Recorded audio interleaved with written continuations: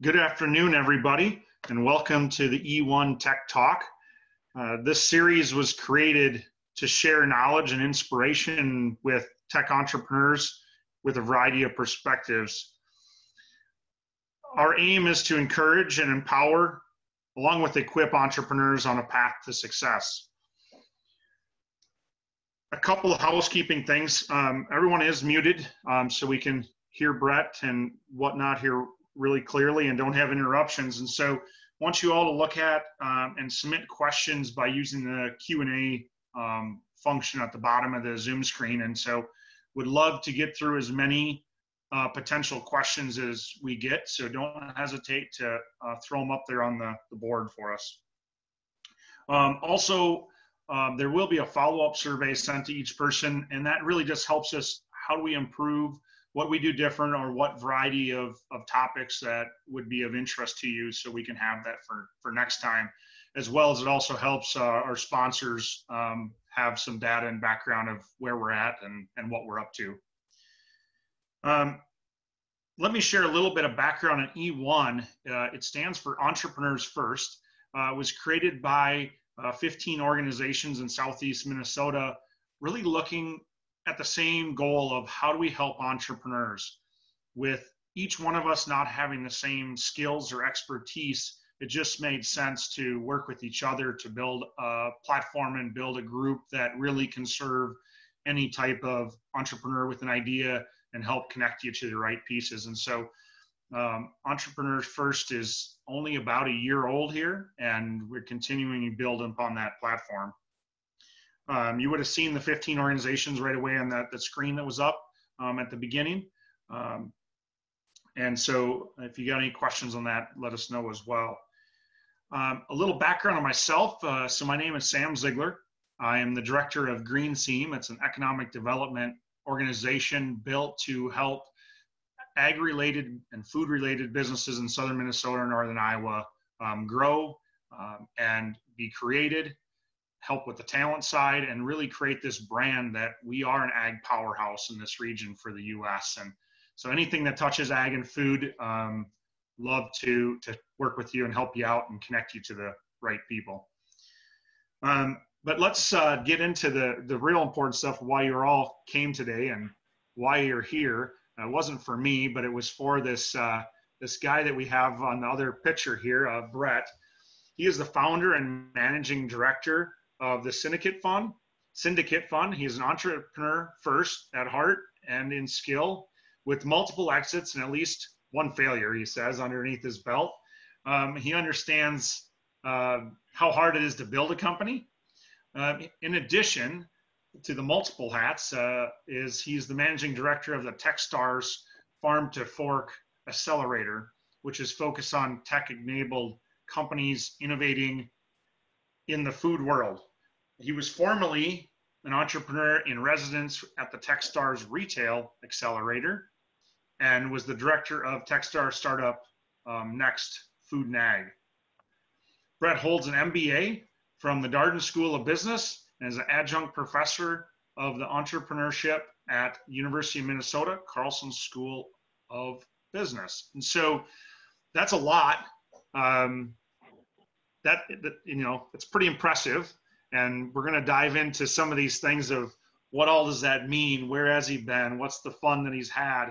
And what maybe inspired him to keep going when failure does happen, right? So to kick things off, I think it would help if you provided everybody with some insight, a little bit more into that of your entrepreneurial experiences. Yeah, happy to do it. And for the Q&A too, I know Sam mentioned this, but anything's fair game too. So we can talk about anything that anybody wants to talk about, from what I'm doing today to like failures or successes in entrepreneurial endeavors of the past past years too. So yeah, I don't know. I always considered myself an entrepreneur. I was, literally the kid in middle school that was selling king size candy bars out of my locker. And so I've always been a bit of a hustler, like trying to figure out ways to, take $1 and turn it into $3. And so always wanted to build a company. And had the good fortune to do it a few times. And so I've actually run both bootstrap companies where we didn't raise any type of outside capital for it. Actually, my first real company was I took about an extra $10,000 in student loans out while I was in school and used it to start a company, and sold that one 4 years later. I've also run venture-backed businesses, so I've raised some capital from some really great investors that have been supportive and super helpful. I've been fortunate not to have any investors on my cap table that were incredibly difficult or terrible. So I've been kind of lucky in that sense. But I have taken companies to exit. And then about 5 years ago, I moved to the investing side of the world, started working in the venture capital space, started as an angel investor, investing in startups, then raised a traditional venture capital fund, and also got involved with Techstars and run the Techstars Accelerator. My startups have been fairly industry agnostic. So and I've done stuff in a variety of different spaces. So I built a video game once. I built a company that sold uniforms like medical scrubs, restaurant apparel, stuff like that. I did a company that went out and scraped data from the web, repackaged it, and sold it. Did a digital sales and marketing consulting firm. I did a marketplace kind of like Etsy, but we handled the back end fulfillment for the artists. So it was a two-sided marketplace like Etsy. About 65% of my investment portfolio currently is in the food tech space. So I do a lot of food tech investing. I'm one of the more active early stage food tech investors, actually probably in the world. So I invest and talk to a lot of food tech entrepreneurs, and that really is a core part of our investment thesis and where I play and where I act now. So pretty broad spectrum. Well, it's a good note to end on here. When you talk, when talk about what you're investing in now, it's food and ag, right? If everybody needs to get fed before they can do anything else. So good space to be in. What it is. Where do you get your motivation from and your passion to continue this? Because there's no coast in starting up companies or investing in companies, right? And so it's a go constantly. Tell us more. Where do you get that from? For me, it's interesting. When I was a founder, a lot of founders out there are just so passionate about their product. Like it's this thing, like they have like this core passion for their product and love it, and they just can't imagine a world without the product. And that actually wasn't me. And so I've actually never built a business where I was like the product was like my dream product. I saw more market opportunities with my companies, which is a bit of a different approach. And I actually think that's why I've kind of exited companies a bit earlier than many other people that stay with them. But what I've always loved, what I found in that process and why I love the grind and why like you put yourself through it, because entrepreneurship is really hard. Entrepreneurship is an incredibly difficult thing to do. And unless you've been through it, it's really hard to understand as well. I love the people aspect of it. I love building teams and working with people. On the investor side, I get to do that. I also love learning, and you learn so much about yourself. You learn so much about an industry. You learn so much about other people when you are trying to build a company. And in a lot of traditional jobs, there's a learning curve, right? You're in a role for 2 years, and your learning curve is pretty steep. And then after 2 years, your learning curve flattens and flattens and flattens until you take a new role or a new position or go to a new company. And in entrepreneurship, man, that learning curve might flatten a little bit, but it certainly doesn't flatten much from stage to stage to stage. And on the investing side of it, it never really flattens. Like maybe like you start seeing patterns in different founders that you have had success with and things like that. But every time I talk to an entrepreneur that's doing something different, my learning curve is incredibly steep to learn like just what the heck they're actually trying to do. And my goal is never to be the expert in anybody's industry. It's to get 80% of the way there, but be an expert in entrepreneurship and what it takes to build a big company and a great company from a founder level. And so I love the people aspect of it is the short answer. I'm driven by that. I also love the feeling of your success or failure squarely on your shoulders. That always has driven me. And so I love that part of it too. That's a good point to put at it.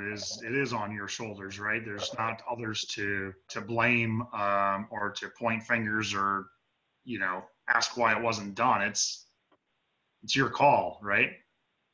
It is. Yeah, completely is.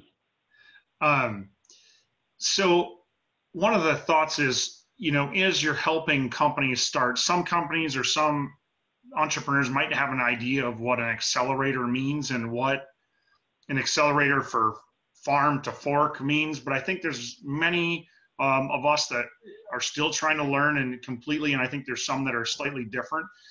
Maybe it'd be worth explaining a little bit more about the farm to fork accelerator and what you're looking for, and then what you do in the program. Yeah, there's so many different programs out there for founders right now, which is a great thing, right, to have that, but it does get can be confusing, and and what to do and where to go. Our accelerator, Techstars is, I think it's the largest accelerator on the planet, but it's Techstars and Y Combinator were the first two accelerators around. We operate a little bit differently, but are both really good programs for founders to go through. There's also a variety of other programs out there, but really our program with Techstars is a mentorship-driven accelerator. And so we invest capital and money into these startups. So we actually put money in. We take an equity stake, and really the value in the equity stake that we take is what we bring to the table, more above and beyond the money. So it's not really about the money. It's a 3-month program. The first month of the program, we put you in the room with about 120 mentors that are there specifically to help you. It's an incredible way to expand your network quickly. In our program specifically, we work with Cargill and Ecolab on our program. And how they plug in is they provide about 40 of those mentors. The other 80 come from my network. So it's entrepreneurs that have built successful companies, it's subject matter experts, it's a variety of other things like that. You meet all of these people, and they now become your network. Second month of the program, we focus on execution. So throughout the program, we're working on different entrepreneurial best practices and things like that. Second month of the program, you've gotten a ton of ideas. We focus on picking the right ones and executing on those. And third month of the program, we really do tend to focus on investment and helping you get ready to talk to investors and pitch investors. And then you finish the program, and we continue to provide ongoing support forever. So this will be my 5th program coming up this year. And I still regularly talk with companies that came through one of my programs in 2016. And so it's you build relationships with our accelerator and the good accelerators that last forever. Last not just for your current company, but for companies beyond. And so it's, not all accelerators are created equal. So just like anything else, if you're going to give equity up of your company, understand what the value is and what do you want to get out of it as a founder is a really important question to ask. And if you don't believe that the value you're going to get out of it is exponentially higher or greater than the equity ask that you give up, you probably shouldn't do it. So that's a brief overview of what our program is. It really is, our goal is to accelerate a company. We say we're stage agnostic. I'd say the majority of the companies that I've worked with in our program have had product in market. Most typically have people using that product. So it's not, and we've had companies that are earlier, and we've had companies that are, doing lots and lots and lots of revenue. But I'd say it tends to be about a seed stage company that comes through our program. So, there's all other things out there like incubators. There's a lot of different regional programs that are really good at helping companies go from 0 to 1. And I think we're more focused on going from 1 to 10. That's awesome. That helps. I think that makes a lot of sense. We got a couple questions in here in the Q&A, and I would encourage if anybody else has questions, please submit them. I have a ton that I'd love to ask Brett all of mine, but I'd rather help make sure what top of your mind has Brett has a chance to answer. And so I don't know much about the company Boom Boom, but Chris is a startup company with Sherpa. He asked the questions. You see, you ran Boom Boom for a year before transitioning it to full time. Why'd you hold off going to full time, and what made you the decision to transition to full time focus? So I'm not sure what he's referring to around the full time.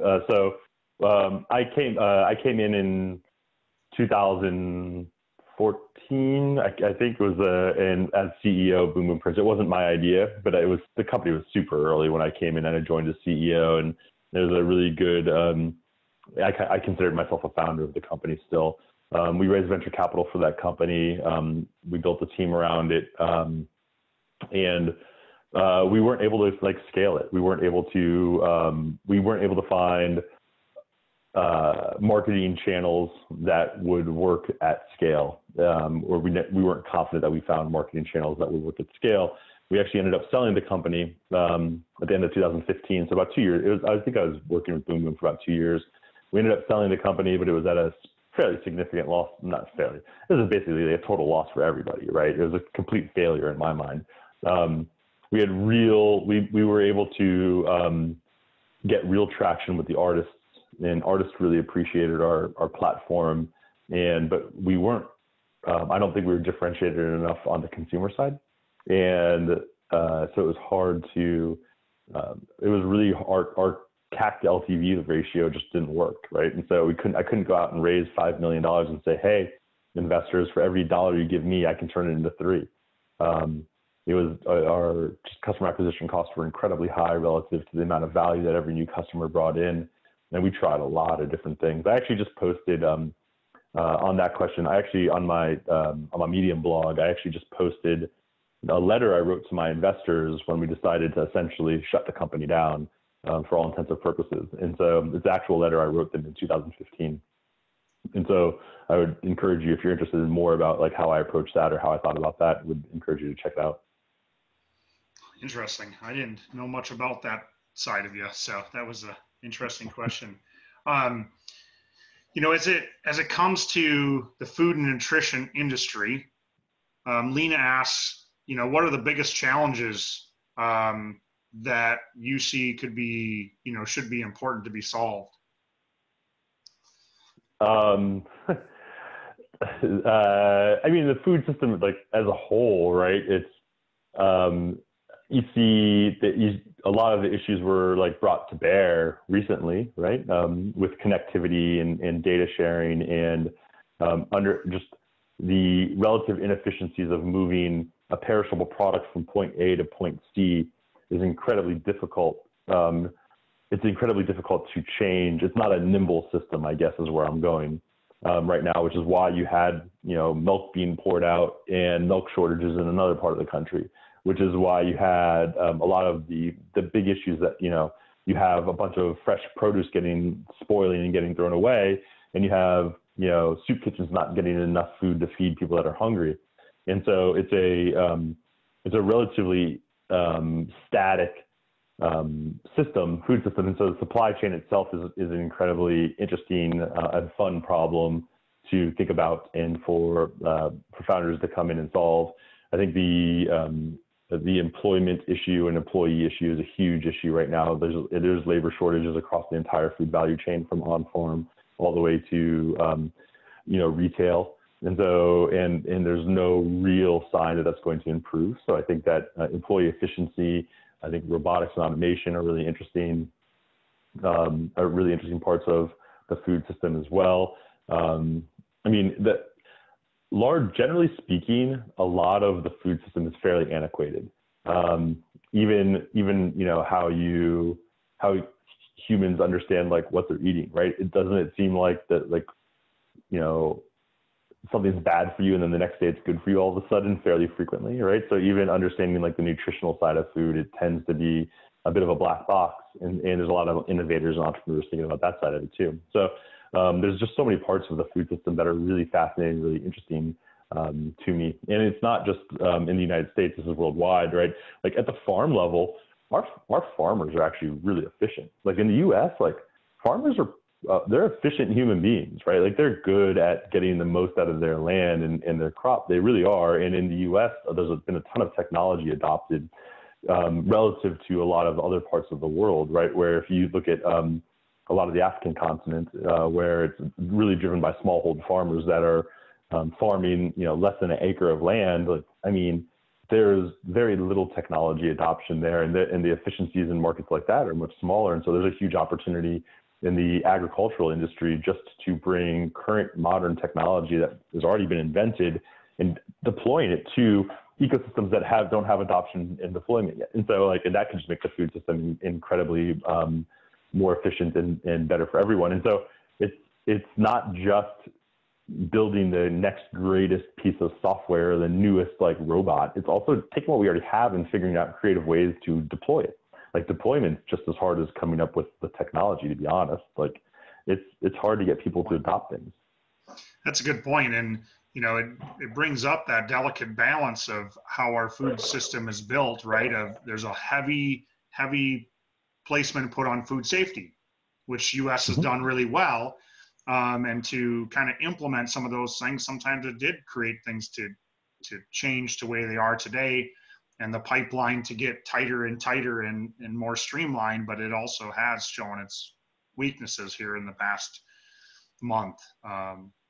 No doubt about it. And when you think about where we are in the US compared to these other countries, I farm as well. And I had an African baker from Ivory Coast out to my farm a number of years ago now. And he sat and wept in my tractor because he couldn't understand what we were doing, because they were still using a stick to poke a hole in the ground.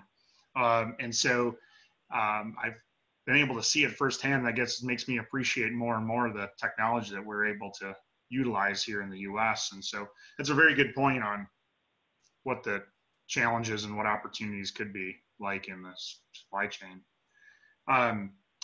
Pat has a good question here. Pat Baker said, with the pandemic environment we're currently in, it appears we see a lot of business failures and high unemployment. With that, I think we can expect a flurry of startups. Are you seeing a lot of money on the sidelines from venture capital or angel funds that can handle influx of startup attempts?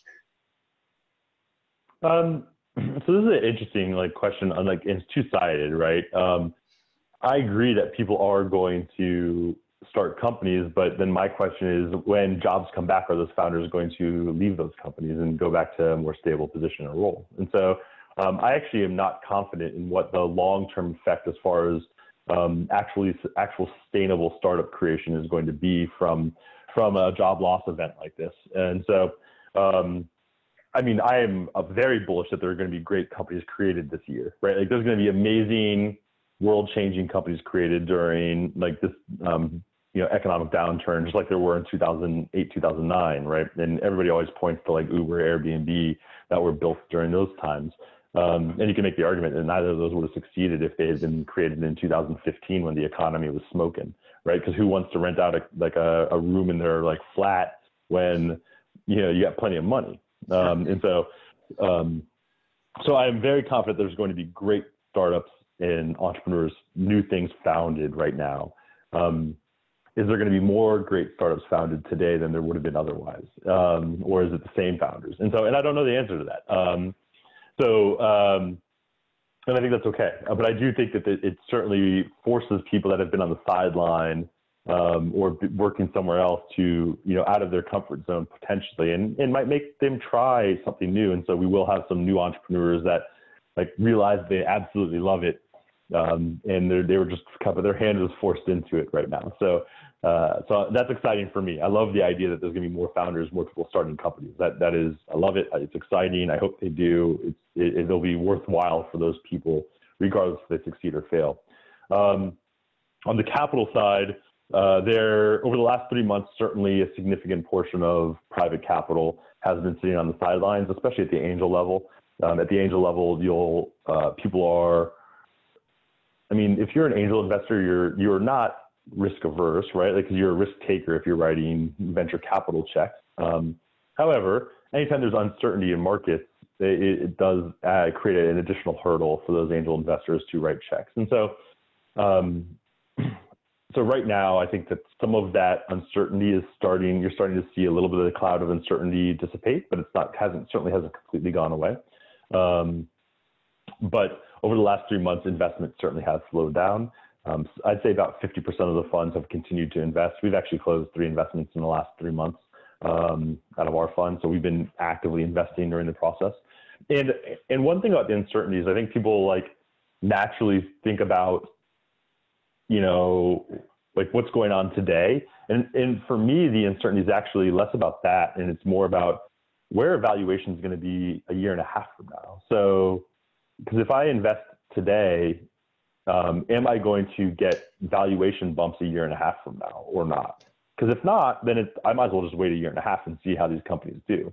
As an investor, there's very little incentive for you to invest other than this thing is going to gain in value if I invest early. Otherwise, like if it's not going to gain in value over time, there's no real purpose or point in investing early as an investor. And so, so I think that's where a lot of the uncertainty comes from, is around like future valuation risk and future financing risk for investors today. But I think that you'll generally start seeing the private capital markets open up. I don't know that I think there will not be more capital at the back half of this year than there was coming into this year. I think if anything, you'll have less capital available for startups. And I think that you'll see a continued flat and or down effect into 2021 around capital availability and liquidity in the market for startups. If you look at like 2000 to 2002, there was, I think it was like over an 80% dip in venture capital invested from 2000 to 2002. In 2009 to 2010, it was like a 20% dip. I think you'll probably see but by 2010, it was back to the levels of by 2011, it was back to levels of 2009. And so I think you'll see a more similar trajectory to what happened in 2008, 2009, 2010 than you will in 2000, 2001. And largely that's because the 2000 to 2002 event was actually largely caused by startups and venture capital, right? Like the fake IPO market and just like a crazy amount of money getting poured into startups then drove that recession. Whereas in 2008, 2009, 2010, the recession was not driven by startups, it was driven by real estate largely. And so the entire economy was affected, including venture capital and including entrepreneurship. And I think that this is more similar of an event to 2008, 2009 than it is the 2000 to 2002 event. So really long answer to a very tough question that nobody actually knows the answer to.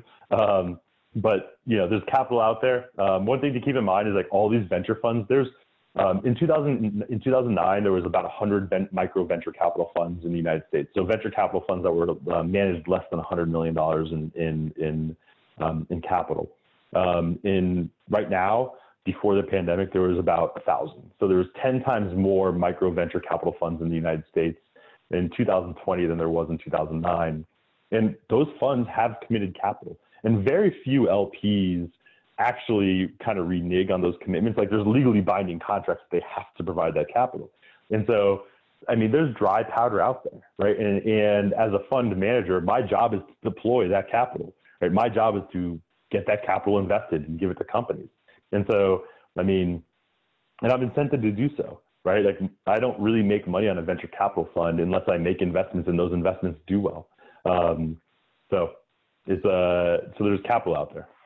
Well, that leads into a good question that could be worth just exploring about. When you talk about the capital and you talk about VC funds and micros and, there's all kinds of names. Maybe it'd be helpful just to, take it through what kind of some of these stages mean, and that people listening should have just a little flavor to make sure that we're talking the same page here. Yep, totally. So names kind of matter not that much. Like there's so much gray area between any of this shit. And there's no hard and fast rules to raising capital either for a startup. Like there's like general like thoughts, but there's always exceptions to every one of these rules. But in general, like typically when you first start a company and when you're at the idea stage, almost all the money comes from friends and family. Your friends, family, grants, sometimes nonprofit organizations, depends on where you're at. Like the first capital is almost always friends and family. They actually call it a friends and family round. And that's like what you use to get started, to build an MVP, to build your first product.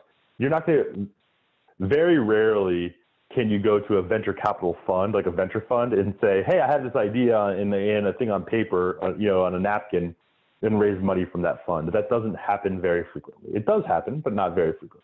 And in the Midwest, it happens even less frequently. That happens on the coast occasionally, but in the Midwest, it very rarely happens. The The next stage is usually an angel stage. So I would call the next stage like a pre-seed round. And that's usually raising anywhere between $250,000 and $750,000. And you use that round to take your MVP, bring it to market, start getting users, start getting some early feedback on your company and what you're building. And that's going to come from your network that is usually like the +1. So your friends and family and +1. So who do they know that might be interested in investing? It also comes from some angel groups.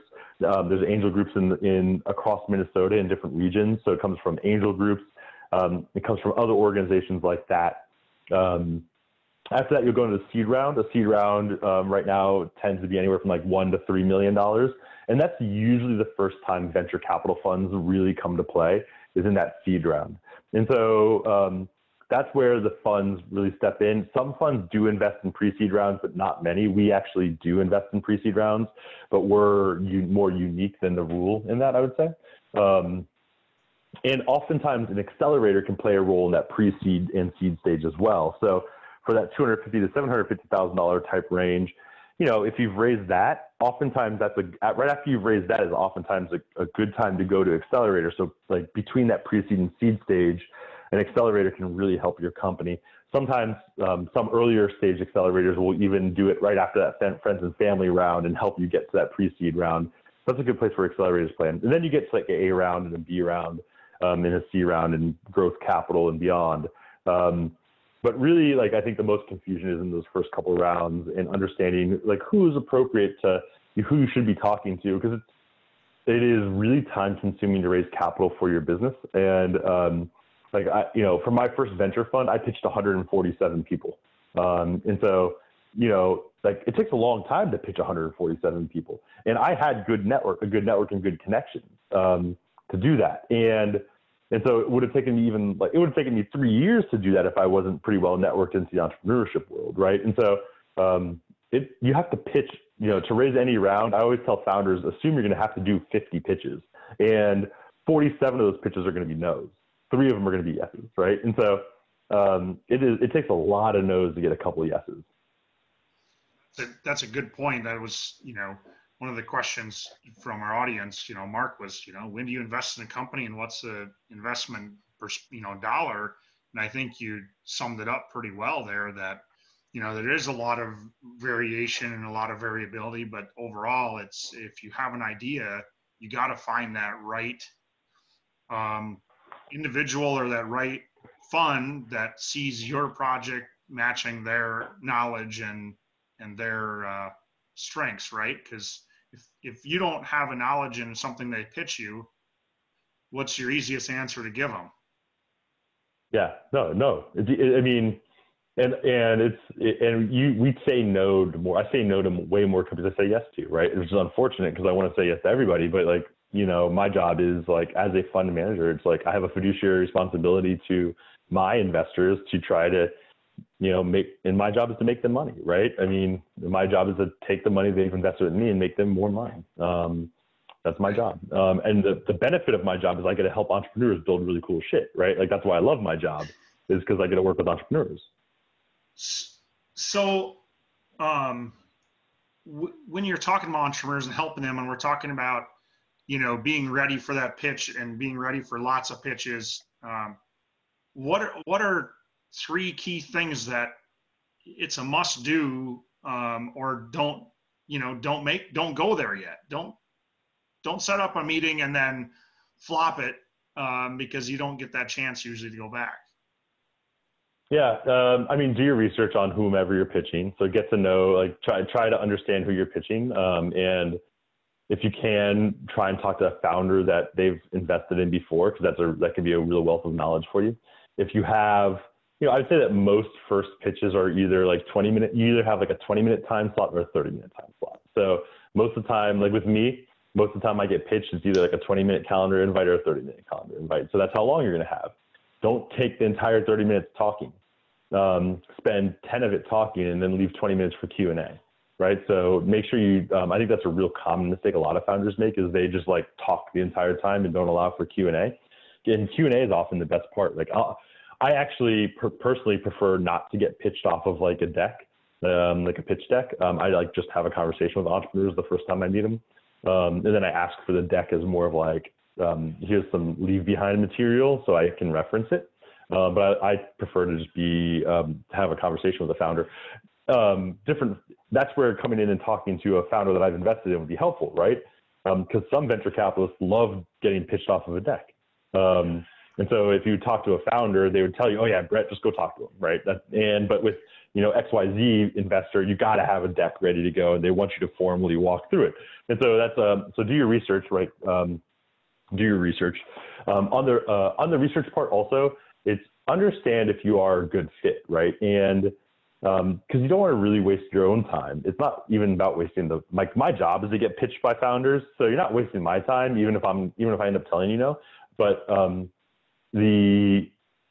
again, building a company is really time consuming, and there's a lot of time constraints. And so don't waste your time. It's worth the 5 minutes to do research to see if you're fit for a potential fund, rather than spending, an hour trying to get connected to that person and then an hour pitching them, right? Like it is actually, even though it might feel like you're wasting time doing research, like you'll save yourself time in the long run.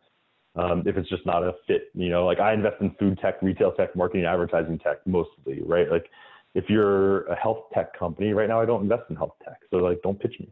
I'm probably not going to be very helpful to you either. So I'll be nice, and at the end of your pitch, I'm going to be like, I don't invest in health tech. Like, good luck. So do your research up front. Was another really good one. I think that understand founder dynamics. So like, I prefer to invest in multi-founder teams. So I prefer to invest in teams that have multiple founders. And when I meet the two founders at the same time, if one founder is talking over the other one, that can be a common mistake too. It's just your dynamics in that pitch. That's a good kind of lead into another question that we've gotten from the audience. I'm going to blend it in with the question I had from me is just thinking about is how do you build your right team, whether they're truly a founder or a board, or how do you find the right expertise? And so SC asked, what are good ways to find a non-technical or for a non-technical founder to find a coding expert? And I think that question fits in really well. How do you build your right team when you don't have capital just to start writing checks out to find the smartest person that you've heard on, Yeah.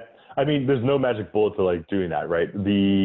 Put yourself out there, right? So get out there, go to events, go to things like, how do you put yourself in situations where you'll have intentional collisions with the people that you want to meet, right? So if you're looking for a technical co-founder, where are those types of people going? What are the types of events or things that those people are doing?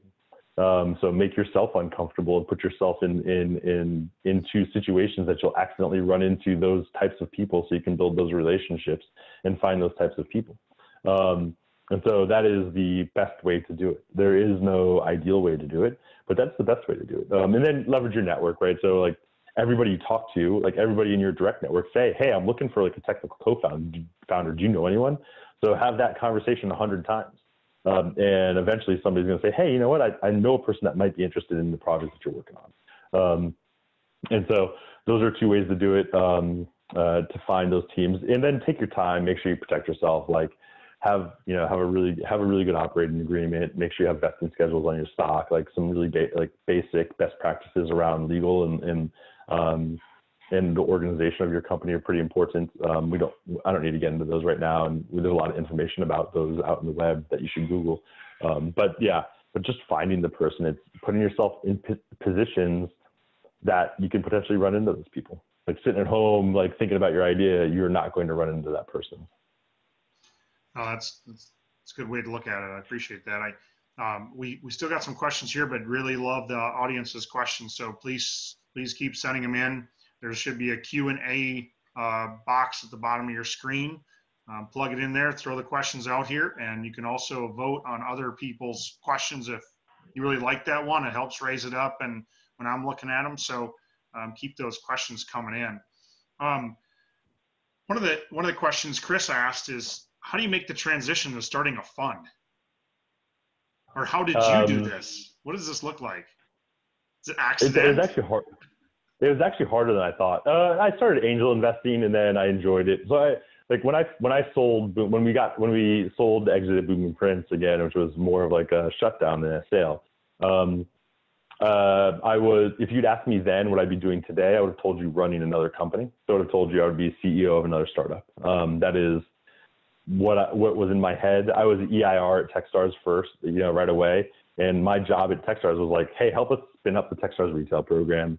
And start your next company while you're doing it, right? Come work for us for 6 months, and start working. Use that 6 months as like a bridge to starting your next company. And so that's what I was going to do. And I started doing some angel investing. Really started enjoying the fun side of it. And then, again, since I've been an entrepreneur for so long, I had a pretty good network, and I was like, I'm going to go raise a venture fund. This is easy. And it was really hard to raise the first venture fund because I got zero credit for having been an entrepreneur. But I had a network of high net worth individuals that I built through that process. And so I had a bunch of people that knew me really well and trusted me well enough to write me really small checks. And so my first fund was tiny. It was kind of like a prove it fund. And then we deployed that in a year. And then we raised the current fund, which is much more substantial. Like I said, I had to pitch like about 145 people to raise just over $1 million, right? Like that's not much money per pitch. So I pitched a lot of people and the people that gave me money were the ones that again, just knew me really well and just trusted me. And they're kind of like, what's your stupid idea? All right. Like, I'm not going to give you much, but I'll give you a little bit, just to test it. That's awesome. That's a good way to look at it, though. You think you got the network, but it was a network that you used for other reasons, not necessarily for that particular reason. And so it's impressive. So now, how many years ago was that? That was 2006, like end of 2016. We started raising that fund, or 2017 we raised that fund. So yeah, it's been 4 years. What's your fund size today, or how do you look at that? Our current fund's about an $8 million fund. Our first fund was about $1 million fund. The next fund will probably be, bigger than this one, right? And you keep proving yourself and doing better, and you can typically, raise more and more. So the next fund will hopefully be much larger. So what's the magic formulas for how an entrepreneur, when they start their business, would provide equity to, whether it's to the board, whether it's to founding members, or whether it's to, some of the funds out there, definitely want the equity stake, right? So how do you as an entrepreneur evaluate, especially in early stage where you don't have sales yet, right? So you're totally. So like valuations, like don't even worry about valuations at the early stage, right? Like valuations are like, it's a bunch of, like who knows? And oftentimes like valuations that are set at the early stage are more based on potential and less on like what you're actually worth in that day, in that moment in time. And they're also based on, hey, like we're going to put $500,000 in this company, but like this entrepreneur, we need them to be incented and remain incented. So we can't, even though the company's probably not even worth $500,000 yet. Like if we tried to sell it today, nobody's going to buy this thing as is today. The value is in that entrepreneur and that team. And so good investors understand that and understand that there's just real value in those teams. So as far as giving equity to people, a couple things. Like I'm a believer that investors, if they're an investor, they should not need additional advisory shares. They should be invested enough in your company to want to help you just through the investment that they've made. So I don't take advisory shares in companies that I've invested in. I don't need that extra incentive. I just help them because I invested. Now, advisory boards are another issue. And so most companies will have like on their one slide on their deck that says, hey, look at my great advisors that know everything, right? I tend to discount those as an investor because I'm like, well, how active are those advisors actually in your company? And, maybe 1 in 100 companies actually has a really active, supportive, very beneficial advisory board. Most are like pretty passive and don't really do much. And so if you're going to give shares out to an advisory board, market for advisory shares are anywhere between like a quarter point and a point. So 0.25% to 1% of your company tends to be in market range. and like depending on who that person is and what they're doing for you. And then you should vest those shares over a certain period. So don't give them to them up front. Have a conversation. Say, Sam, like, here's what you and I have talked about. I'd love to have you as an advisor for my company. Like, here's the things you said you could do for me, right? And so that could be anything from like, hey, you said you could have a monthly meeting with me, 1 hour of your time, once a month, just for me to talk through the things that are on my head. It could be, you said you could bring 3 clients to me. It could be, you said you're going to help me fundraise. It could be a variety of things. Like, vest those shares based on whatever that value you want to get out of that advisor is. So don't just give them the shares, make them earn them, right? And good advisors, people that are really really do want to proactively help you, they'll be like, yeah, let's do it. I'm ready. Let's go to bat. You know, like, I can give you an hour of my time every month, just like, and we can use it however you want, right? And so vest those shares over time. And then anytime you give out equity, no matter what it's for, whether it's for an advisor, for an employee, for dollars, for an accelerator, in your mind, you need to believe that the value creation is going to be exponentially greater than the shares you give out. So let's say you give 1% of advisory shares to Sam. Like, you need to believe that the value that Sam is going to bring and build to the company is going to be worth 3%, right? Otherwise, why would you give it to him, right? So the value that that person or those shares given away drive in your company have to create a greater pie, a bigger pie. So your remaining 99% is now worth more than it was when you owned 100% of it. And if you don't think there's a path to that based on giving out equity in your company, then you shouldn't do it.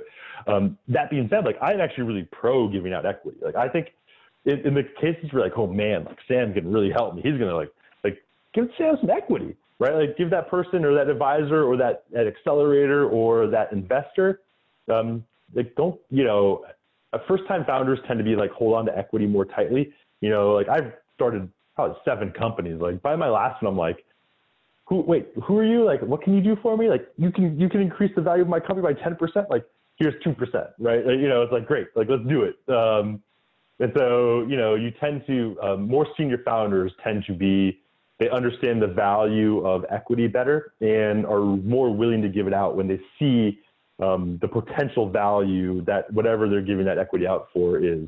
So, yeah, when you see something that can drive value for your company, don't be shy about it.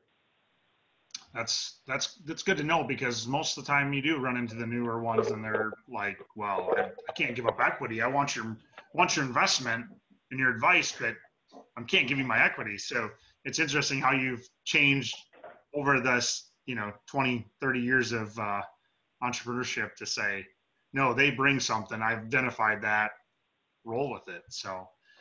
And then put them on a vesting schedule, right? Like, protect yourself, but but if they add value, man, like, you want that. You want people to add value to your company. That's awesome.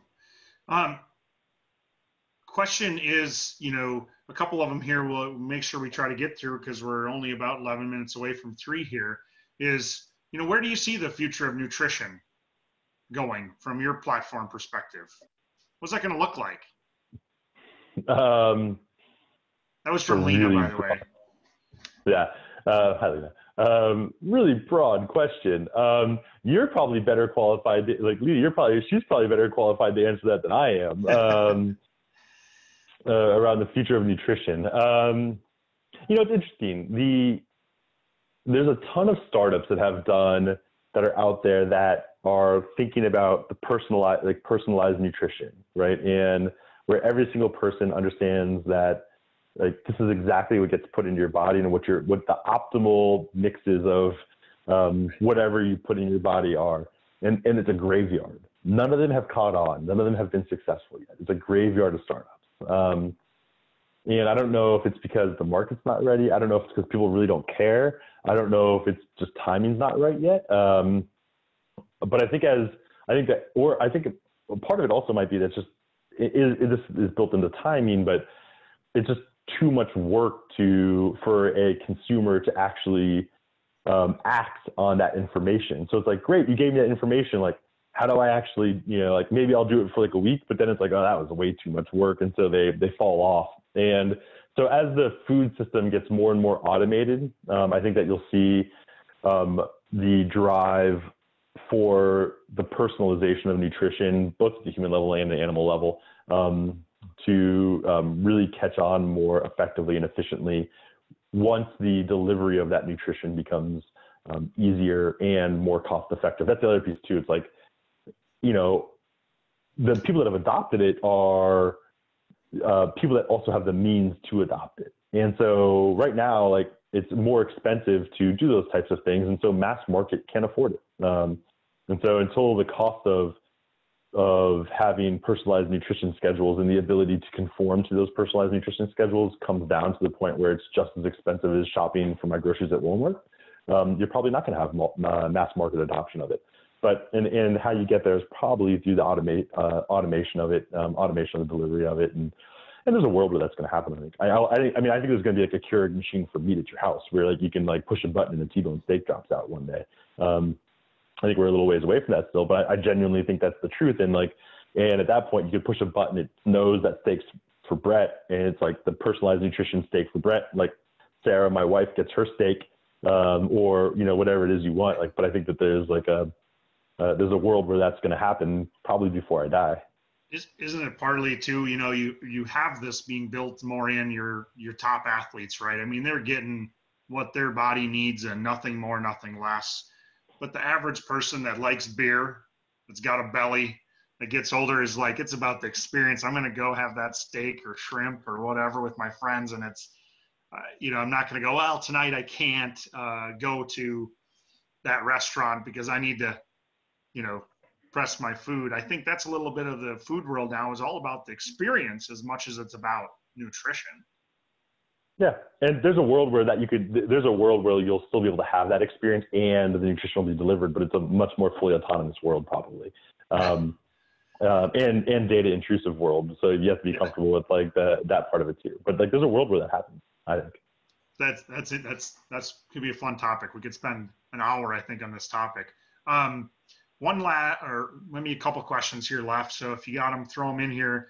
The one thing I think about is, and Pat Baker also says, is what's the demographic, you know, age of an entrepreneur that does this pitch, you know, what's their background, that type of thing. Because I think often there's a lot of people that think that the youngest people have the most ideas, as they're more free to just to go. But then I'll hear another group of people say, no, it's really your 30-year-olds that after they've kind of got comfortable in their house payments and their life, that they're willing to stick their neck out.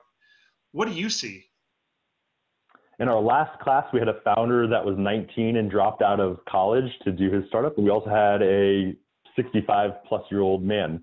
And so it runs the gamut. I believe that anybody can be an entrepreneur. I don't care like how old you are, where you're from, like what you look like, what's your religion. Like, the cool thing about entrepreneurship is anybody can try it. There are certainly advantages given to different people from demographics, whether it's intentional or unintentional. That's a fact. And there's a lot of people doing work to level those playing fields, but it's not level yet. But you can do it. And we work with entrepreneurs across the entire gamut, and our portfolio reflects that. So, like age-wise, like I'd say our average age of our portfolio, like of our like Techstars companies, has been like probably a bit older than most people would think, where it's more of that like mid-30s, late 30s, not just somebody that's just right out of school. It's always fun to hear the stories of that the class that you have, and have the 19-year-old in there with a 65-year-old retired person or whatever, and thinking about how they're going to take their business forward. So that's awesome. One last question I have that I've just been dying to ask is, as America has changed, less and less people are connected really to the food system. And we're seeing a time now where there's more people always interested in food, but they don't have this knowledge. And so they seem to shy away, saying, well, I don't know ag, I don't know production, I don't know farmers, I don't know, et cetera, and come up with, reasons maybe not to. How does somebody that maybe has an idea get into the food and ag system, and how can you help them? Yeah, I think it's like, go to people like you. right? And talk to people that are engaged, that are also willing to talk to entrepreneurs, right? So go to people like you, Sam. Go to people like Grow North, that's in the Twin Cities. Go to people that their jobs are to connect entrepreneurs or people that are interested in the food system to the food system. Go talk to a farmer. I mean, again, just like finding a co-founder, put yourself in situations where it's intentional collisions with the people that you want to get involved with. I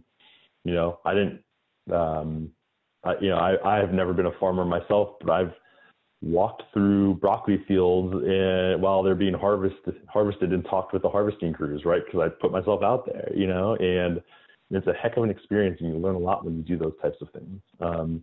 And so, you gotta just put yourself in situations where you can learn. And it's in always understanding entrepreneurship. Nothing comes easy. Nothing comes easy in entrepreneurship. Nothing. If you don't proactively try to make it happen, it is not going to happen. But the beauty of entrepreneurship is that if you do proactively try and make it happen, people are usually willing to help you. You're going to learn a lot, and it might just work. And so, you got to put yourself out there and do it, though. That's a good point.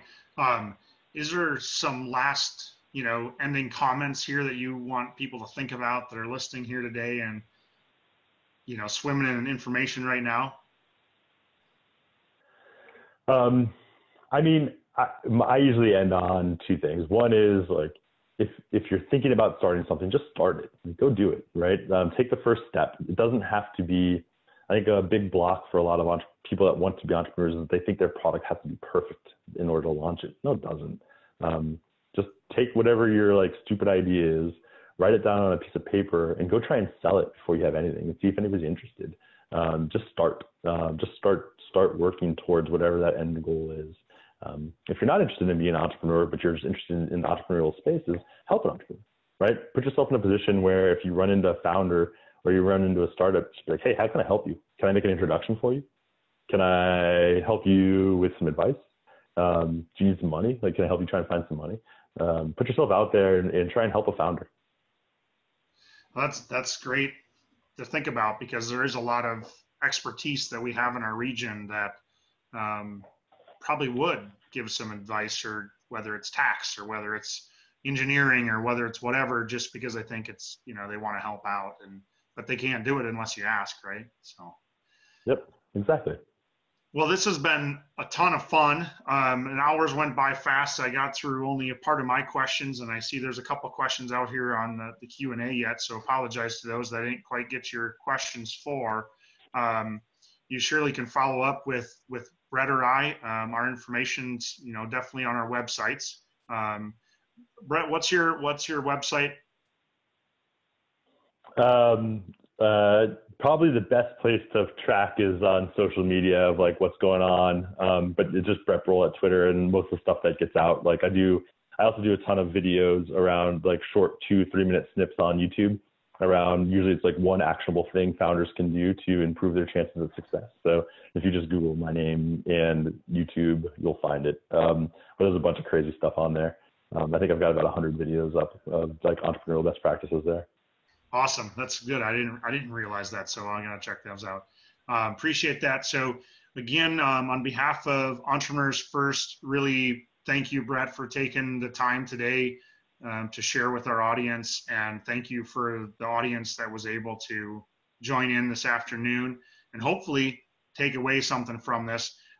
We do really need everybody to fill out a follow-up survey. It helps us because we're out here trying to gain your insight and help you out. And so make sure you respond to that survey. And thanks for Jamie with the Collider, working in the background on our tech to bring this all together and make sure things click well for us. So really appreciate that, Jamie. If you have any questions, the Entrepreneurs First, you can look us up on Facebook. We also right now have a shared page on Red Wing Ignite, one of our partners. So check them out there. And thank you for your time. Thanks, everybody.